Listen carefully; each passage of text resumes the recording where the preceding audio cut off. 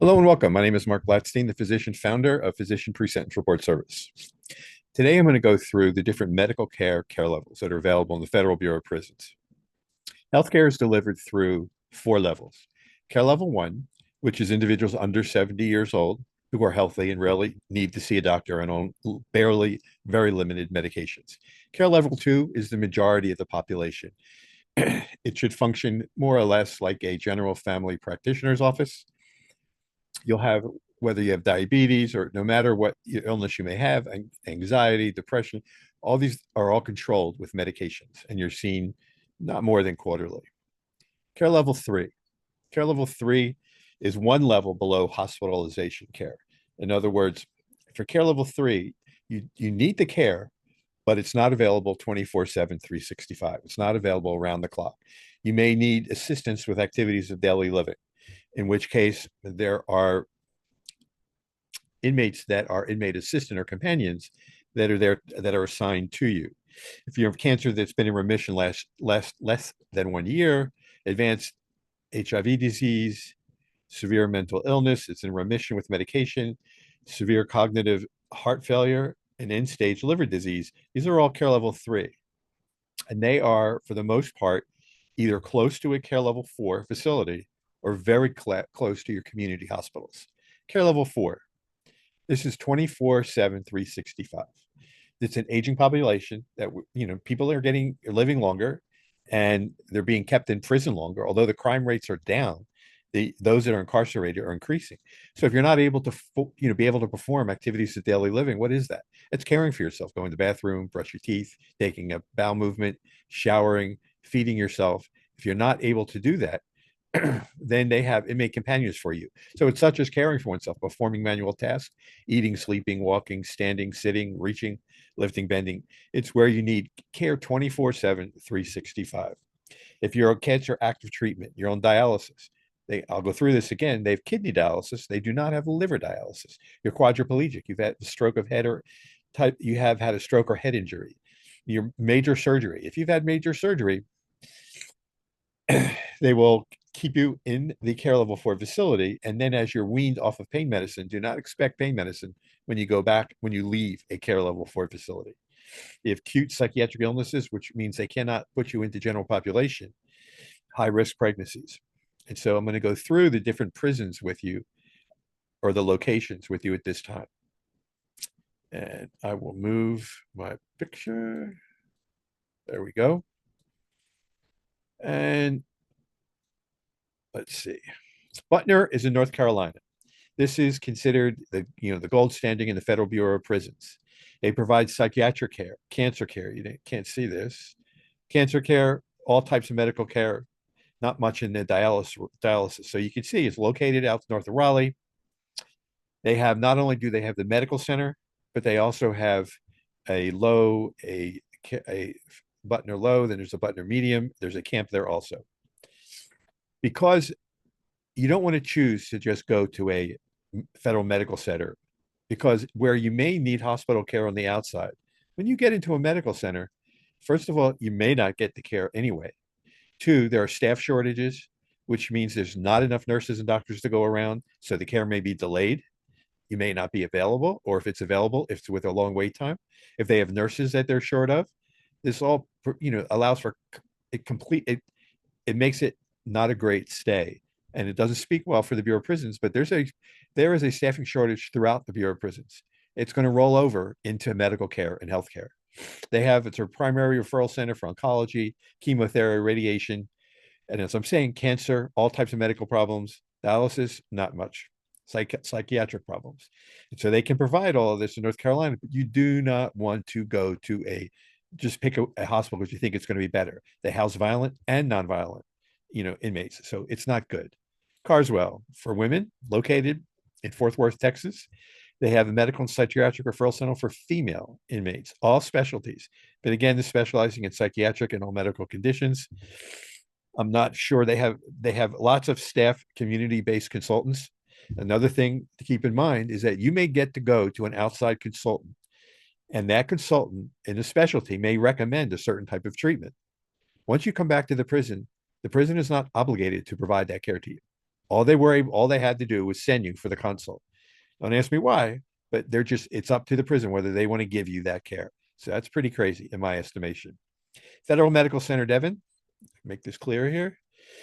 Federal Medical Center Devon, Massachusetts, really made a name for itself because they actually established, I don't know, sometime in the last 5 years, 10 years, a dementia wing. And for mental health needs, this was a real win because they had their staff that worked on that wing, they were trained. But a lot has happened since this dementia wing was developed. And that is, we're back to crumbling infrastructure, staffing shortages. And when you have staffing shortages, and this holds true throughout the whole Bureau of Prisons, but here in the healthcare sector, what will happen is that it's called augmentation, which is when if you're short correction staff, they're going to pull from teachers and nurses to go ahead and have them act as correction officers. And so this just increases your delay in getting treatment and care. And there's a whole separate I have a separate section, search for it on my website, called about CTAC, where there was CTAC as a federal detention center, but medical wise, it's just a small window into healthcare in the Federal Bureau of Prisons as a whole. There was noted, in addition to crumbling infrastructure, there was short staff of nurses. Where 50% of the nurses are short. 50% of the one doctor and Devon was one doctor for 900 inmates. And so it's just, you don't want to go there if you don't have to. Fort Worth, also in Texas. It's a medical center there for males, and it also has a jail for the Marshal Service prisoners. This used to be a low. It wasn't always a medical center. This is sometime in the last 10 years, I believe, 76-bed care unit for care level 4 inmates who need 24-hour nursing care. Again, you do not want to go to Fort Worth if you're a male because you think it's a hospital and you're going to get hospital care. Hospital care in the Federal Bureau of Prisons is not like hospital care at home. Lexington, Kentucky. I tried to get this organized. This is a low security male, has all specials of medicine, as I have here in this column, and it's a primary center for leukemia and lymphoma and cancer. Again, though, it's only for low security male inmates. Rochester. The Federal Medical Center is about 80 miles southeast of Minneapolis. It has major medical and major mental health referral center for male inmates. And care and consultation is available also through the famous Mayo Clinic. But I go back to what I said earlier. If you see an outside specialist and they recommend a treatment, the Bureau of Prisons is not obligated. Period. Full stop. The clinical director makes the final opinion, makes the final decision. Primary referral center for end-stage liver disease, although they only have kidney dialysis. No one has liver dialysis. HIV infections, infectious diseases requiring long-term treatment, psychiatric and psychology services, including inpatient psychiatry, as well as forensic studies. And so, while the facility, is good, you may not, you may be careful what you wish for. And also understand that crime nationwide, while it's going down, the number of people incarcerated is increasing, and they're getting older. Springfield, Missouri. Springfield is a transfer station, and it also has a hospital there. It has major medical and psychiatric referral center for inmates, all medical specialties. It's a primary referral center for high security inmates, extensive psychiatric and psychological services, including inpatient forensic, and again, kidney dialysis. But it's high security, will probably wind up in Springfield. You just do not want to go there. I had a conversation with an attorney the other day, and his client probably could go to a care level 2, which is the majority of the population, but he wanted to go to Springfield. And I said, no, you don't want to just go there.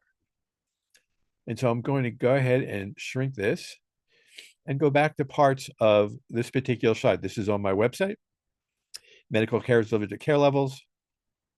Co-payments. How do co-payments work? If you are indigent and have no money, and there's no money in your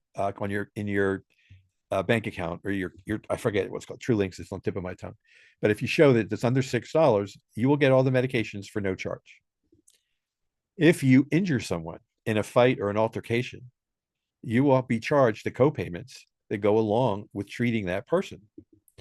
If you need to see medical, but you don't have an appointment, they're going to charge you.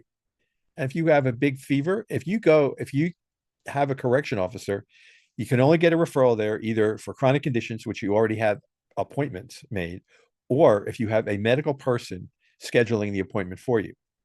But if medical is not there and it's after hours and you're not feeling well, you could have COVID, you could have any number of medical illnesses that exacerbate themselves while you're in prison. You're going to go ahead and they may make you pay your copay.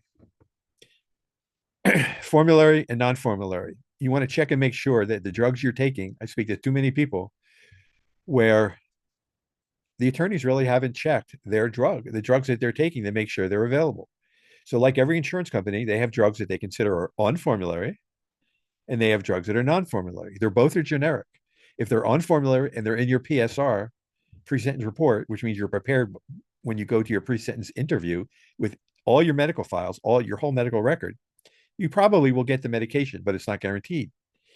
If in fact your generic medication is on their non-formulary list, you're not going to get it unless your physician that wrote the prescription noted appropriately in your preparation for your pre-sentence interview why all the medications that the BOP offers on the formulary list are not good for you. Then there's just the prescriptions that are just not available. You don't want to learn all about this when you show up day one in prison. You should know this before you even get to your pre-sentence interview. It's crucial. This is a YouTube. You can catch it on the website, which I'll show you again. Physician, prison consultants, I'll show it to you at the very end. But this is a YouTube, and the YouTube, I read this as an article I published on medical care, the pre-sentence interview, and the pre-sentence report. So it's a long YouTube, but it's worthwhile if you have a medical problem. Here, this goes through again a little bit more detail, care levels 1, 2, 3, and 4, and there are medical, and then there are mental health. So if you have a mental health care level that is, let's say, a 3, and a medical care level, which is a 1, you're going to go to a care level 3 institution because the mental health care level always takes precedence.